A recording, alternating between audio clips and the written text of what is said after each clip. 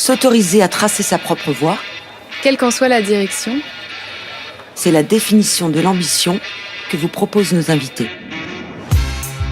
Ils vous racontent leur parcours. Ou comment transformer une envie en projet. À voix haute est un podcast qui donne la parole aux habitants des quartiers populaires. Une série réalisée et produite par le Centre de ressources Villes et Territoires Occitanie.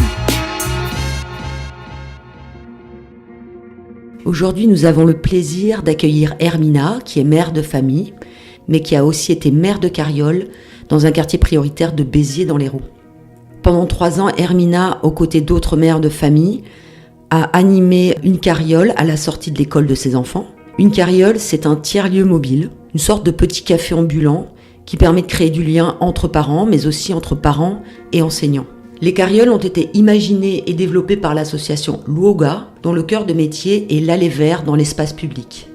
À travers son témoignage, Hermina nous raconte comment son engagement associatif en tant que mère a pour elle été un véritable déclic pour se révéler en tant que femme et pour s'émanciper.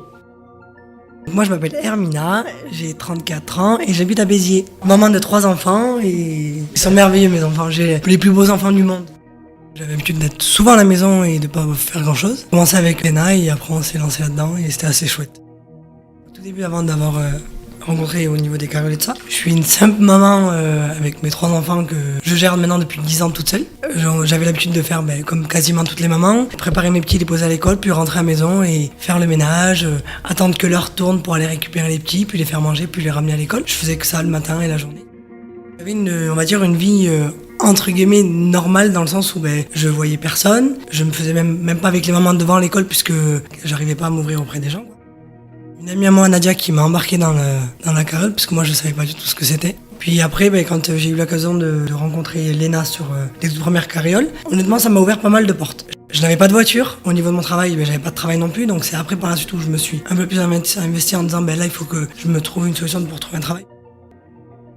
J'ai des difficultés au niveau de la lecture et l'écriture française, malgré le fait que je sois allée à l'école, que j'ai fait un parcours scolaire on va dire normal, que malgré le fait que j'avais ce blocage-là, je me suis dit j'y vais pas, je savais pas trop. Je dis après Léna a su vraiment bien tourner la chose pour qu'on se lance, puisque là où on a fabriqué la toute première carriole, du moins pour l'école, donc on était que 3 nénettes, donc 3 mamans du moins. On a créé un lien avec 2 de mes copines parce que maintenant c'est devenu vraiment des copines.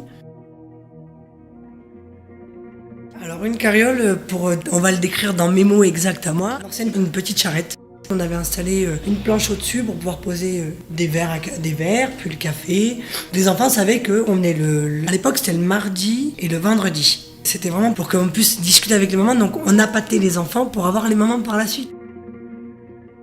Il y avait des nouvelles qui arrivaient, qui connaissaient pas Béziers, qui savaient pas trop, donc elles se mettaient beaucoup à l'écart, beaucoup en retrait. Souvent, comme il y a les mamans turques qui se mettent que entre Turcs, il y a les mamans maghrébines qui se mettent qu'entre maghrébines en fait, et les Français qui se mettent qu'avec les Français. Elles parlent qu'entre elles, et c'est dommage parce que je pense que je suis même sûre à 100% que si à un moment où elles ont l'occasion de pouvoir discuter entre elles, elles pourraient faire plein de choses en fait. Moi je suis yougoslave et en vrai moi j'aime tellement parler que je me fais avec tout le monde. Et ça, je pense qu'avec les filles on a réussi à négocier ça avec d'autres mamans puisqu'on leur disait venez boire un café, on va essayer de discuter un petit peu. Qu'est-ce que vous trouvez, qu'est-ce qui pourrait être chouette. On essaie d'avoir les enfants aux alentours. Mais déjà pouvoir créer du dialogue avec les parents et aussi après par la suite essayer d'envisager de faire un projet avec les mamans. Mais la femme elle puisse se rendre compte qu'elle n'est pas que maman. On avait eu l'occasion donc de pouvoir faire la médiation entre l'établissement et les parents. Puisque nous on a eu l'occasion d'avoir aussi les enseignants qui venaient boire le café avec nous. Donc les parents avaient l'occasion de voir que la carriole en fait c'était vraiment un repère pour que on soit tous ensemble. C'est un partage de tout le monde avec tout le monde. C'était ça qui était chouette aussi parce que dès que l'école avait terminé, les parents récupéraient leurs enfants. Et là en fait il y avait le directeur qui buvait un café avec une maman et qui avait l'occasion de discuter d'autres sujets que l'école en fait. On parlait de ce qui se passait dans la société. Au niveau de la religion des aussi. Problèmes de voile. Ouais. Et même il y avait des mamans qui ne savaient pas faire au niveau de leur démarche. J'ai eu la chance de pouvoir faire aussi des formations qui ont fait que j'ai pu gérer au niveau de ça aussi parce que voilà, c'est prendre le temps aussi d'écouter l'autre. Une formation pour les mères en sortie d'école, vraiment adaptée pour transformer une mère lambda en mère facilitatrice. J'étais autorisée c'est aussi quand on était entre femmes, Oui. pendant les formations ou pendant les réunions entre femmes pour décider ce qu'on allait faire, comment on allait le faire. Et ben c'est là qu'en fait tu devenais une actrice de ton propre parcours à toi. Et ça, pour moi, c'est pas la même dimension que quand on va tenir la carriole tout ensemble à la sortie. Et c'est dans ces groupes de femmes qu'on grandit en tant que femme. C'est vrai. À l'abri des enjeux, des regards, voilà. Moi, je me rends compte que quand j'ai une amie qui a du mal ou quoi que ce soit, ben, je lui dis, j'essaie de voir si je peux l'aider, en fait. Et si T'as j'arrive. appris à aider. Ouais. Et le principe de la carriole, c'était ça quand même. C'était comment. Oui, c'était déjà, pouvoir aider les mamans. Qu'est-ce que ça veut dire être une femme? Mm. Au-delà du fait d'être une mère, ça Ouais. tu l'as bien dit tout à l'heure. Comment on peut se regarder à la sortie de l'école sans se méfier les uns des autres? Et oui, parce qu'on Une était communauté vraiment à très à l'autre. l'écart, on se mettait vraiment. Voilà. Et comment on peut, à quelques-unes, essayer de rêver et de monter des choses? C'était ça l'objectif. Ouais, c'est et vrai. tout ça, vous avez réussi à le faire à la carriole des Rio. Et oui, parce que les filles, Mais- elles avaient eu Leïla et Nadia, elles s'étaient lancées aussi pour le permis. Ah oui, Et les oui. filles de cette carriole, elles ont passé le permis, Ouais. elles sont allées bosser. En fait, c'est ça que c'est bien aussi parce que ça nous a permis de se dire, ok, je suis maman, mais je peux être aussi une femme, en fait. C'est ce que moi, la carriole m'a apporté, c'est que ça m'a rendu compte que je n'étais pas que une seule maman. J'ai le droit à pouvoir passer mon permis. J'ai réussi à avoir mon permis, du moins. Je me suis un peu plus investi dans mon travail aussi. Oui, je vois l'évolution de fou qu'il y a eu par derrière, parce que c'est vrai que je partais de rien. En fait, il y a eu le petit déclic, ça a été vraiment de pouvoir intégrer les carrioles et c'est là où j'ai dit bon, c'est bon. Le fait d'aller poser mes enfants et de rentrer à la maison et je me disais bon, ok, d'accord, je rentre. Je vais faire quoi? Du ménage. Puis après le ménage, je fais quoi? Je fais le repas. Puis après le repas, récupère les gosses, fais les manger, ramène-les à l'école, rentre à la maison, fais la vaisselle, fais le ménage, reprépare à manger, récupère tes gosses, rentre à la maison, mets-les à la douche, mets-les au lit, lendemain, rebelote. Et en fait, ça m'avait gonflé. Et le fait d'avoir eu la chance d'aller à la carriole, je pouvais aller poser mes enfants et faire autre chose. Mon père va me détester, mais je t'aime papa. On est donc on a notre coutume yougoslave, mais aussi ma religion musulmane, parce que moi je suis musulmane aussi. Chez nous, c'était très. Je vois l'évolution. Là, je parle de mon père parce que je vois l'évolution différente de mon père, parce qu'au début, c'était très restreint dans le fait. Non, la femme doit rester à la maison, la femme doit gérer le foyer et rien d'autre à côté. Puis quand je parle avec mon père au jour d'aujourd'hui, mon père est très ouvert d'esprit, puisque il nous a jamais obligé de porter le voile. Et au début, quand donc je me suis retrouvé avec mes 3 enfants en venant me réinstaller chez mes parents, j'ai dit à mon père, passer mon permis. Il me disait, ton permis, c'est ta poussette. Le permis poussette, en fait. C'était vraiment très bloqué sur ça. Puis un jour, j'ai regardé mon père et je lui ai dit, mais papa, le jour où t'es plus de ce monde, je viens sur ta tombe, je toque à ta tombe et je te demande de m'amener faire les courses. Et mon père, il m'a dit, ben non, fais-le. Avec les petits, souvent, il fallait que je sois accompagné, où il fallait toujours trouver de la place pour Hermina et ses enfants, en fait, pour pouvoir faire des trucs. Et je me suis dit, mais en fait, il faut que je me lance. J'ai eu du mal à passer mon permis puisque je l'ai raté une première fois. Donc mon code une première fois pareil, je l'ai eu la deuxième fois. Et quand je suis arrivé, que j'ai dit, on était à table avec mes parents en plus. Et là mon père il m'a regardé, il m'a dit, je suis fier de toi. Rien que ça m'a fait super plaisir. J'étais fier en fait parce que je me suis battu pour avoir quelque chose. Puis maintenant c'est moi qui conduis mon père. C'est juste énorme parce que maintenant je dois faire mes courses, je les fais moi-même. Je peux sortir avec mes enfants, et ça aussi, puisque maintenant je suis aide à domicile, donc c'est différent. Je suis passé par des hauts et par des bas encore récemment. Je veux dire, il y a 3-4 ans en arrière, je vivais dans un logement qui était totalement insalubre, c'était une catastrophe. Mais voilà, je me dis.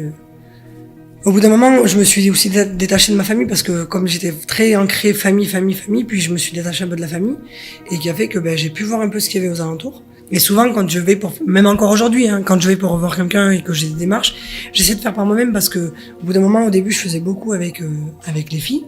Puis après, je me suis dit, bon, ça, je peux gérer. Comme là, en fait, je suis hyper fier. À la rentrée de mon fils, parce que mon grand est parti au collège, il fallait que je fasse la carte de bus. Donc, il y a eu des choses que j'ai fait par moi-même. Pour partir clairement, la sauce, quand je suis rentré dedans, j'ai beaucoup évolué. Parce que je serais resté encore autour de ma famille, je pense pas que j'en serais là au jour d'aujourd'hui. Je pense pas que j'aurais eu mon permis, je serais pas devenue une femme indépendante. Vraiment. On est resté 3 ans avec en tant que mère de carriole. Donc je travaille aussi à côté puisque j'étais un peu en tant que maman de carriole entre guillemets. Puis après j'avais mon travail aussi en tant qu'aide à domicile, donc il a fallu que je jongle entre les deux. J'ai été à la place de toutes les femmes où à un moment donné se disent bon ok j'y arrive pas, je laisse tomber, j'abandonne. Il faut pas perdre espoir en vrai, parce que c'est ce que j'ai fait, ne pas perdre espoir. Je vois d'où je suis parti et je vois où je suis au jour d'aujourd'hui. Mes enfants, ça a été mon repère, mais je me suis dit, il fallait que je me bats pour eux, en fait. On va dire que c'est acquis, mais il y a toujours une crainte. J'ai toujours une crainte de quand je vois que j'ai un problème sur une de mes factures, quand je vois qu'il y a un petit souci, je me dis bon, si je la règle pas maintenant, il va y avoir une accumulation derrière. Il y a quelques années en arrière, dès que j'avais un souci, je me disais ok d'accord, je vais jamais m'en sortir en fait. Je prenais le courrier, je disais je regarderai plus tard. Je laissais toujours traîner les choses, mais parce que je me disais je vais jamais y arriver. Papa, je te jure, je t'aime, mais j'en reviens au fait que, on voit l'évolution par rapport à mon père. Lui, c'est toujours lui qui a toujours tout géré. Mon père, tout ce qui est démarches administratives, c'est toujours lui qui a géré. Je vois la différence, en fait, avant et maintenant. Quand je faisais mes démarches administratives, quand j'étais pas avec les filles, c'était avec mon père. Mais souvent, il les faisait. Et puis, quand j'ai pu en parler avec les filles, et quand je lui dis, j'ai réussi à faire ça. Il me dit, ah bon, t'y allais et tout, tu l'as fait? Mais oui, papa, mais parce qu'en fait, je suis allé voir les filles, puis les filles m'ont expliqué, et quand j'ai fait d'autres démarches toute seule, il me dit, c'est bon, t'as réussi. Mais c'est juste énorme, quoi. Au début, je dépendais comme tout le monde un peu du RSA, et puis après, j'ai commencé à travailler, donc je gagnais mon pain, on va dire ça comme ça. Puisqu'avec ce que je touchais avec le RSA, ça me permettait de payer vraiment le strict minimum. Je pouvais pas me faire plaisir comme je le fais actuellement, en fait. Maintenant, je sais que quand je travaille, je bosse, je sais ce que je peux mettre de côté, je sais ce que je peux dépenser pour faire plaisir à mes enfants aussi. Je pense que si j'avais pas été abordé au niveau de l'école, je pense pas que j'en serais là aujourd'hui. Ouais, vraiment. mais tu vois, c'est ça, le truc. La carriole, c'est quand même, on se met sur ton chemin. En fait, tu nous as trouvés sur ton chemin. Oui. Et au seul endroit où tu pouvais ouais, c'est ça. Juste prendre une minute en disant c'est quoi ça. Voilà. Parce que la sortie de l'école, c'est l'endroit où, une fois que tu as lâché les enfants, tu te retournes pour repartir. Et là, s'il y a quelque chose, oui, ça peut marcher. Il faut se dire, j'ai le droit. En tant que femme, j'ai le droit de faire ça, en fait. Mais ce déclic, on l'a tout au fond de nous, en fait. Là, je parle vraiment pour toutes les femmes. Du moment que ce déclic, il est là et on se lance, après, on peut plus arrêter une femme. Honnêtement, on ne les arrête plus, les femmes, après. C'est ça qui est chouette.